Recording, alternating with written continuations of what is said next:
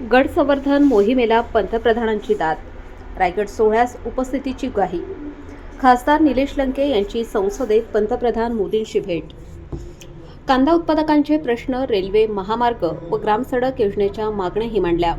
बातमी अहिल्यानगर येथून.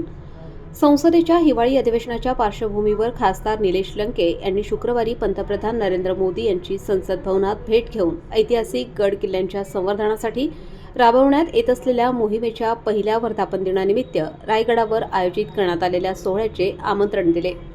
छत्रपती शिवाजी महाराजांच्या राज्याभिषेकाचे साक्षीदार असलेल्या रायगडावर होणाऱ्या या कार्यक्रमास उपस्थित राहण्याची इच्छा व्यक्त करत शक्य तितक्या प्रमाणात उपस्थित राहण्याची ग्वाही पंतप्रधान मोदी यांनी खासदार लंके यांना दिली.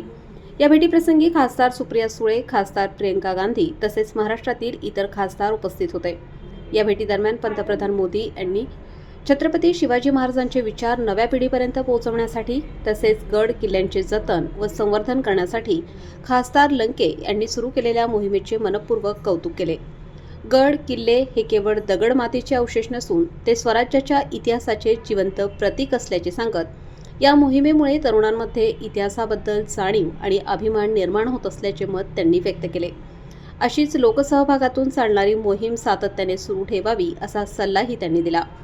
पंतप्रधान ग्रामसडक योजनेअंतर्गत 250 पेक्षा अधिक लोकसंख्या असलेल्या अनेक सर्वसाधारण वाड्या वस्त्या आजही पक्क्या रस्त्यांपासून वंचित असल्याचे निदर्शनास आणून देत अशा वाड्या वस्त्यांना तातडीने रस्ते जोडणी करण्याची मागणी खासदार लंके यांनी केली. पक्क्या रस्त्यांमुळे शिक्षण, आरोग्य आणि शेतीमालाच्या वाहतुकीला मोठी मदत होईल असा विश्वास त्यांनी व्यक्त केला. शेतकरी प्रश्नांवर ठाम भूमिका. खासदार लंके यांनी अहिल्यानगर दक्षिण मतदारसंघातील शेतकऱ्यांच्या जिव्हाळ्याच्या प्रश्नांकडे पंतप्रधानांचे लक्ष वेधले. सध्या सुरू असलेली कांद्याची निर्यात सुरूच ठेवण्यात यावी, अन्यथा बाजारपेठेत भाव कोसळून शेतकऱ्यांचे मोठे नुकसान होण्याची शक्यता असल्याचे त्यांनी स्पष्ट केले. यासोबतच नाफेड व NCCF मार्फत शेतकऱ्यांकडून खरेदी करण्यात आलेल्या कांद्याच्या थकीत देयकांमुळे शेतकऱ्यांवर आर्थिक ओझे वाढत असल्याचे सांगत ही देयके तातडीने अदा करण्याची मागणी त्यांनी केली. औद्योगिक विकासासाठी दळणवळणाची गरज.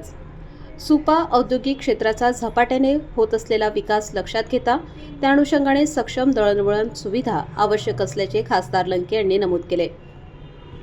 पुणे नगर रेल्वे लाईन प्रकल्प, पुणे नगर इंटरसिटी रेल्वे सेवा सुरू करणे तसेच पुणे छत्रपती संभाजीनगर महामार्गाच्या कामाला गती देणे या बाबी त्यांनी पंतप्रधानांच्या निदर्शनास आणल्या.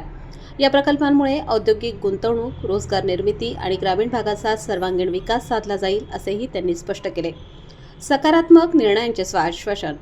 खासदार लंके यांनी उपस्थित केलेल्या सर्व मुद्द्यांवर गांभीर्याने विचार करून सकारात्मक निर्णय घेण्याची ग्वाही पंतप्रधान नरेंद्र मोदी यांनी यावेळी दिली. विकास, शेतकरी हितसंबंध आणि सांस्कृतिक वारसा जपणे या तिन्ही बाबी केंद्रस्थानी ठेवून निर्णय घेतले जातील असेही त्यांनी स्पष्ट केले.